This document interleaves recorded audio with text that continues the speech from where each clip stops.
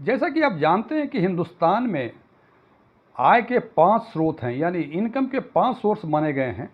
पहला सैलरी, दूसरा capital gain, तीसरा हाउस प्रॉपर्टी का इनकम या रेंटल इनकम जो है, चौथा बिजनेस इन प्रोफेशन से, और पांचवा है अदर सोर्स, जो इन चारों ही हेड में नहीं कवर करते हैं, वो पांचवें हेड में कवर करता है। आज हम चर्चा करेंगे कैपिटल गेन की, जैसा कि आप थंबनेल में देख पा रहे होंगे। कैपिटल गेन का सिंपल शब्दों में यदि बातें करें तो कोई कैपिटल एसेट्स को यदि हम बेचते हैं और उस पर यदि कोई प्रॉफिट यदि होता है तो उसको कैपिटल गेन कहते हैं, और लॉस होता है उसको कैपिटल लॉस बोलते हैं।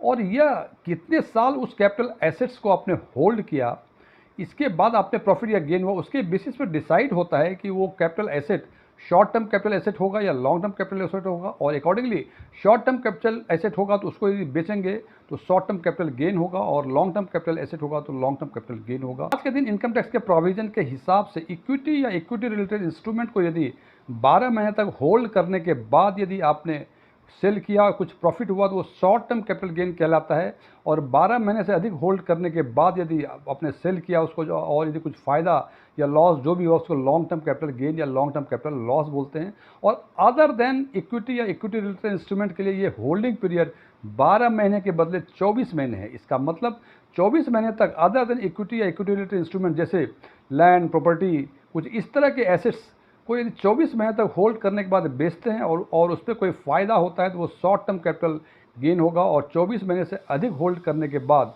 यदि आप बेचते हैं तो उसको लॉन्ग टर्म कैपिटल गेन कहते हैं। और निश्चित रूप से ये गेन जब होता है तो आज के प्रोविजंस के हिसाब से उसमें बिना इंडेक्सेशन 20% और इंडेक्सेशन के साथ 12.5% के हिसाब से आपको टैक्स देना पड़ेगा। लेकिन आम आदमी की फितरत होती है इस टैक्स को बचाना, यानी लॉन्ग टर्म कैपिटल गेन या short term capital gain tax को बचाना। शॉर्ट टर्म कैपिटल गेन में कोई एग्जम्पशन नहीं मिलेंगे, जितना शॉर्ट टर्म कैपिटल गेन होता है उसके हिसाब से आपको 20% टैक्स तो देना ही देना पड़ेगा। एग्जम्पशन छूट मिलती है लॉन्ग टर्म कैपिटल गेन में, और आज हम चर्चा करेंगे कि एग्जम्पशन कैसे मिलता है। और अभी अभी कुछ दिन पहले income tax appellate tribunal Mumbai ने एक बहुत बड़ा फैसला दिया है कैपिटल गेन के बाबत, और आज हम चर्चा करेंगे इसी कैपिटल गेन टैक्स में जो राहत मिली है उसके बारे में। मैं डीएम झा, आप देख रहे हैं स्टोन टैक्सपिन चैनल। यदि इस वीडियो ये वीडियो यदि आपको अच्छा लगे तो इसे लाइक करें, और इस वीडियो से यदि कुछ नई जानकारी मिलती है तो कमेंट बॉक्स में जाके यस करें। अपने फ्रेंड्स के साथ हमारे इस वीडियो को शेयर करें।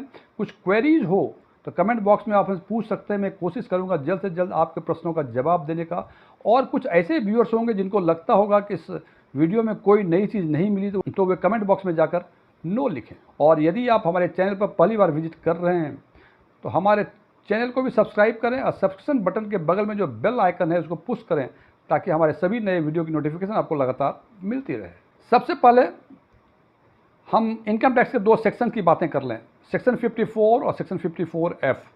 सेक्शन 54 वहाँ लागू होता है जब आपने रेजिडेंशियल प्रॉपर्टी बेची, उस पर कुछ कैपिटल गेन हुआ और उस गेन को आपने नए रेजिडेंशियल प्रॉपर्टी में इन्वेस्ट किया तो और इसके कुछ कंडीशंस हैं तो आपको उस पर छूट मिलेगी। और 54F उस प्रॉपर्टी पे लागू होता है कि जो कि नॉन रेजिडेंशियल प्रॉपर्टी है, उसको बेचा आपने और जितना भी कंसेशन मिला उसको नए हाउस में यदि आपने इन्वेस्ट किया तो आपको कैपिटल गेन टैक्स की छूट मिलेगी।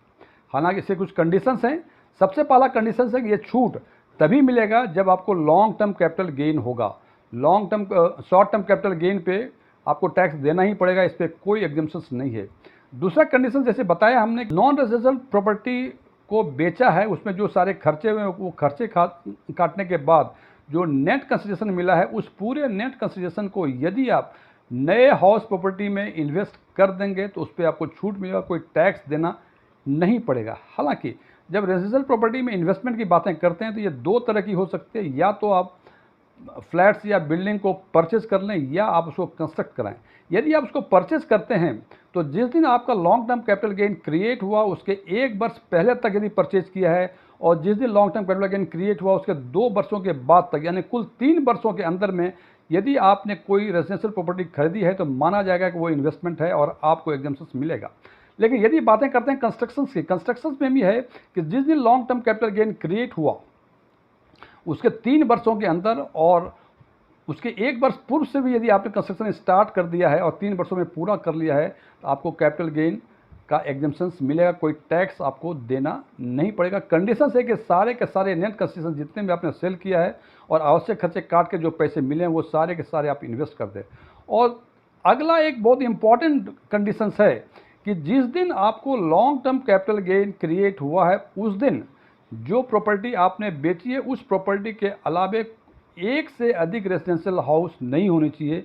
यदि एक से अधिक रेजिडेंशियल हाउस यदि है आपके पास तो ये छूट सेक्शन 54F या सेक्शन 54 दोनों में से किसी में भी छूट आपको नहीं मिलेगी। लेकिन income tax appellate tribunal Mumbai ने रिसेंटली एक जजमेंट दिया है जिसमें उन्होंने कहा है कि नहीं, ऐसा नहीं है। यदि एक से अधिक प्रॉपर्टी भी यदि आपके नाम है, जिस दिन आपको long term capital gain create होता है उस दिन आपके नाम से एक से अधिक भी रेजिडेंशियल प्रॉपर्टी है तो आपको ये छूट मिलेगी। अब हम चर्चा करेंगे उस छूट के बारे में, उस जजमेंट के बारे में कि उसकी स्टोरी क्या थी और ITAT यानी income tax appellate tribunal Mumbai ने क्या फैसला दिया। श्वेता सिंह ने सितंबर 2012 में एग्रीकल्चरल लैंड 64 लाख में बेची थी और जुलाई 2015 में सारे के सारे 64 लाख नए रेजिडेंशियल हाउस में इन्वेस्ट कर दिया था ना। और अकॉर्डिंगली सेक्शन 54 के अंतर्गत इन्होंने एग्जम्पशंस क्लेम किया जिसको उसके असेसिंग ऑफिसर ने डिक्लाइन कर दिया और डिक्लाइन करने के साथ 12,80,123 रुपये की टैक्स लायबिलिटी बना दी। असेसिंग ऑफिसर का कहना था कि जिस दिन ये long term capital gain create हुआ था यानी सितंबर 2012 में इनके नाम पे 2 प्रॉपर्टी थी, दोनों ही प्रॉपर्टी ज्वाइंट ऑनरशिप में थी। एक अपने पति के साथ में था, एक अपने पिताजी के साथ में था।